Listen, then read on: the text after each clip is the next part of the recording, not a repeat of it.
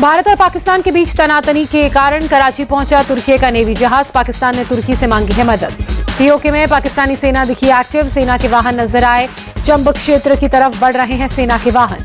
भारत के एक्शन से घबराया पाकिस्तान। सरगोधा एयरबेस पर JF-17 की तैनाती। एयरबेस की सैटेलाइट इमेजेस आई सामने। चीन से खरीदे हैं JF-17। कराची एयरबेस की एक्सक्लूसिव तस्वीरें। सैटेलाइट तस्वीरों में एयरबेस पर फाइटर जेट JF-17 दिखा।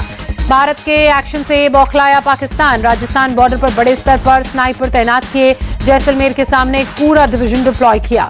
मेजर जनरल रैंक का अधिकारी कर रहा है सुपरवाइज। जैसलमेर के सामने पन्नू अकील में पाकिस्तान ने तैनाती बढ़ाई। पाकिस्तान में राशन की स्टोरेज शुरू हुई। सरकार और सेना ने भंडारण शुरू किया। पीओके सरकार ने 2 महीने का राशन जमा करने के निर्देश दिए। भारत और पाकिस्तान तनाव के बीच ईरान एक्टिव हुआ। ईरान के विदेश मंत्री अब्बास अरागची इस्लामाबाद पहुंचे। पीएम शाहबाज और राष्ट्रपति से मुलाकात। दोनों देशों से शांति की अपील की। बलोच लड़ाकों ने पाकिस्तान को झटका दिया। पाकिस्तानी और चीनी ट्रकों में आग लगाई। CPEC प्रोजेक्ट्स में सड़क पर चल रहा था काम। बलोच लड़ाकों ने 4 मजदूरों को भी किडनैप किया। पाकिस्तान के खिलाफ तेज हुई बगावत। सिंध से गिलगित बाल्टिस्तान तक विरोध प्रदर्शन। सिंध में कैनल प्रोजेक्ट का भारी विरोध। सड़क पर उतरे लोग। कई हाईवे बंद। हाईवे पर हजारों ट्रक फंसे। भारत पाकिस्तान के बीच जारी तनाव को लेकर संयुक्त राष्ट्र सुरक्षा परिषद की आज बैठक। मौजूदा हालात पर होगा विचार विमर्श। पाकिस्तान ने इमरजेंसी मीटिंग की मांग की थी। जम्मू कश्मीर में बड़ी आतंकी साजिश नाकाम। सुरक्षा बलों ने सुरनकोट के जंगलों में आतंकी ठिकानों का भंडाफोड़ किया। मौके से 5 IED भी बरामद। सर्च ऑपरेशन में कई उपकरण और संदिग्ध चीजें भी बरामद। तलाशी अभियान में सुरक्षा बलों को कम्युनिकेशन डिवाइस मिले। पाकिस्तान की नापाक हरकत जारी। 11वें दिन भी सीज फायर का उल्लंघन। LOC से सटे इलाकों में गोलीबारी की। कुपवाड़ा, पुंछ, राजौरी, अखनूर और नौशेरा में पाकिस्तान की ओर से फायरिंग। भारतीय सेना ने भी दिया जवाबी फायरिंग का मुंहतोड़ जवाब। पाकिस्तान को रक्षा मंत्री राजनाथ सिंह की चेतावनी। कहा देश जैसा चाहता है वैसा ही जवाब देंगे PM मोदी। राजनाथ सिंह ने कहा रक्षा मंत्री होने के नाते बॉर्डर को सुरक्षित रखना मेरी जिम्मेदारी है। देश की तरफ आंख उठाकर देखने वालों को मुंहतोड़ जवाब मिलेगा। भारत पाकिस्तान तनाव के बीच फिरोजपुर कैंट एरिया में ब्लैकआउट की रिहर्सल की गई। रात 9 बजे से 9:30 बजे तक पूरा इलाका ब्लैकआउट रहा। मौजूदा युद्ध के खतरों को देखते हुए ब्लैकआउट किया गया। इस दौरान आसपास के सभी चौराहों पर पुलिस बल की तैनाती। पुलिस साजिश पाकिस्तानी साजिश को नाकाम करने के लिए सेना अलर्ट मोड में। गुलमर्ग में भारी बर्फबारी के बीच जवान कर रहे हैं पेट्रोलिंग। पाकिस्तान के खिलाफ भारत का एक और कड़ा फैसला। बगलिहार बांध से चिनाब नदी का पानी रोका। किशनगंगा डैम से झेलम नदी का पानी रोकने की भी तैयारी। सूत्रों के हवाले से खबर। पाकिस्तान पर भारत की वाटर स्ट्राइक। भारत ने सलाल डैम को भी बंद किया। सलाल डैम से सभी गेट बंद होने की वजह से जम्मू कश्मीर के रियासी में पानी बढ़ा। रविवार को PM मोदी से मिले वायुसेना प्रमुख air chief marshal AP Singh. एक दिन पहले ही नौसेना प्रमुख के साथ भी हुई थी मीटिंग। पहलगाम आतंकी हमले की जांच जारी। अनंतनाग ASP ऑफिस में पहलगाम के टूरिस्ट गाइड से पूछताछ। कश्मीर के IGP ने सुरक्षा व्यवस्था को लेकर समीक्षा बैठक की। आर्मी CAPF के अधिकारियों ने हिस्सा लिया। यूपी कांग्रेस चीफ अजय राय ने सरकार पर तंज कसा। टॉय राफेल में नींबू मिर्ची लटकाया था। पूछा आतंकियों को मुंहतोड़ जवाब कब देगी सरकार।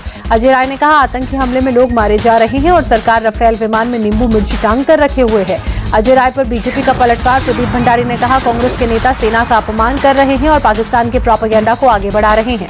अजय राय के बयान पर बीजेपी सांसद मनोज तिवारी का हमला। कहा कांग्रेस हमेशा से ही सेना और सेना की शक्ति का अपमान करती रही है। बीजेपी सांसद कमलजीत सहरावत ने कहा अजय राय ने सशस्त्र बलों को वीरता और PM मोदी के समर्पण पर सवाल खड़े किए। पाकिस्तान पर एक्शन को लेकर संतों का सरकार को समर्थन। योग गुरु बाबा रामदेव ने कहा पाकिस्तान खुद ही टूटने वाला है। अब अगला गुरुकुल कराची में खुलेगा। स्वामी चिदानंद सरस्वती पर ने कहा मोदी पर भरोसा, पाकिस्तान को सख्त जवाब देंगे। स्वामी गोविंद गिरी जी महाराज ने कहा ऐसा जवाब देंगे कि पापी देश का नाश हो जाएगा। पहलगाम हमले पर बीजेपी सांसद अनुराग ठाकुर ने कहा सही समय पर सरकार हमले का करारा जवाब देगी। बिहार के पूर्वी चंपारण में AIMIM चीफ असदुद्दीन ओवैसी ने कहा पाकिस्तान को समझाने का वक्त खत्म हो गया है, वक्त जवाब देने का है। असदुद्दीन ओवैसी का सवाल केंद्र सरकार बताए पाकिस्तान पर कब और क्या एक्शन लेगी। मुसलमानों और कश्मीरियों पर दिए हिमांशी नरवाल के बयान को ओवैसी ने समर्थन दिया। जिक्र करते हुए कहा आतंक को खत्म करने के लिए एकजुट होने की जरूरत है।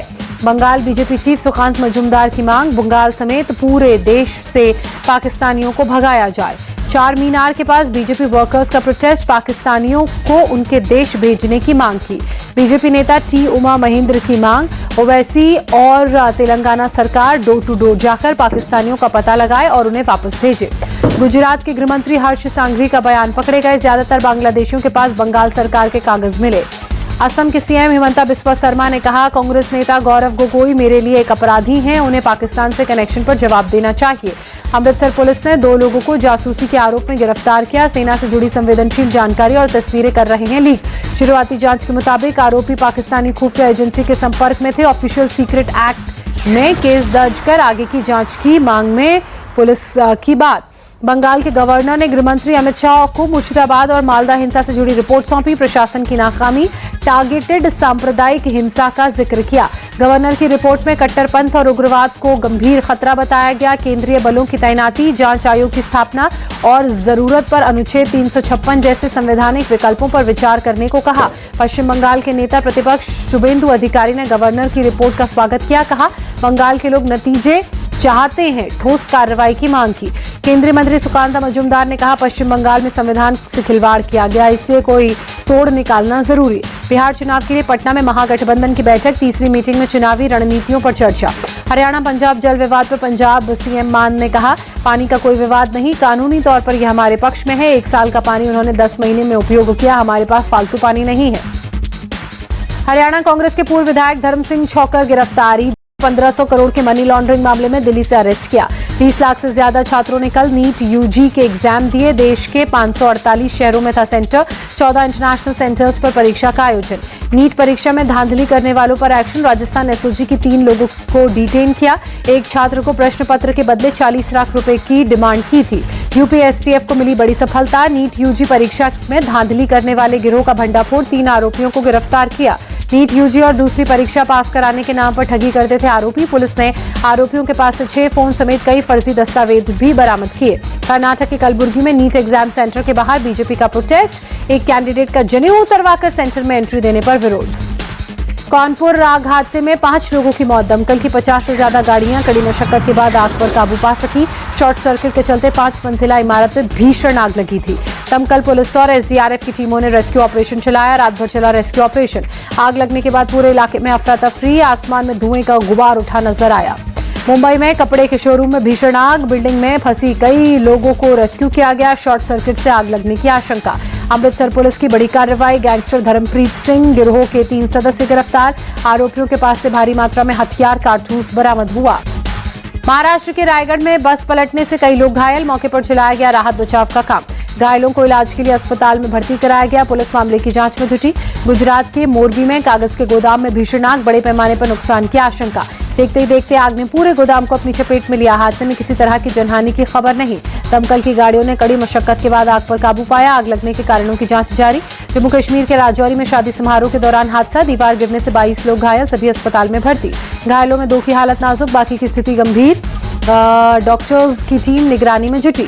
हरियाणा के करनाल में बीती रात तेज हवाओं के साथ भारी बारिश। शाम जनजीवन प्रभावित।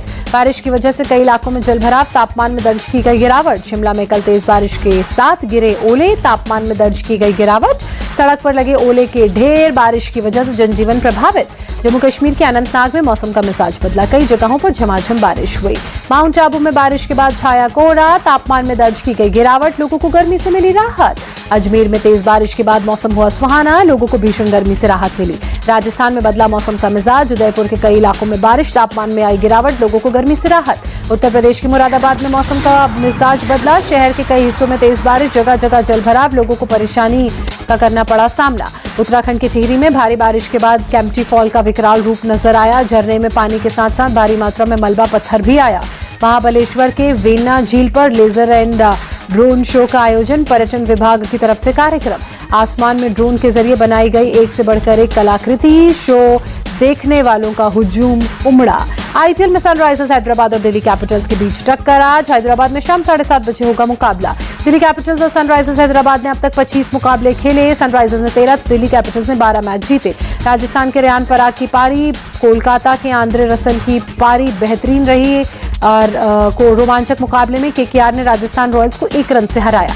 कोलकाता ने पहले बल्लेबाजी करते हुए 206 रन बनाए। लक्ष्य का पीछा करने उतरी राजस्थान की टीम 205 ही बना सकी। पंजाब किंग्स ने लखनऊ सुपर जायंट्स को 37 रनों से हराया। पंजाब ने प्लेऑफ में दावा और मजबूत किया। पंजाब किंग्स ने 237 रनों का लक्ष्य दिया था। लखनऊ की टीम 7 विकेट के नुकसान पर 199 बना सकी। सैमसन ने भारत सरकार को टैक्स ट्रिब्यूनल में चुनौती दी। कंपनी ने 4,451 करोड़ के टैक्स नोटिस मामले में याचिका दायर की। सैमसंग पर लगातार टैरिफ बचाने का आरोप।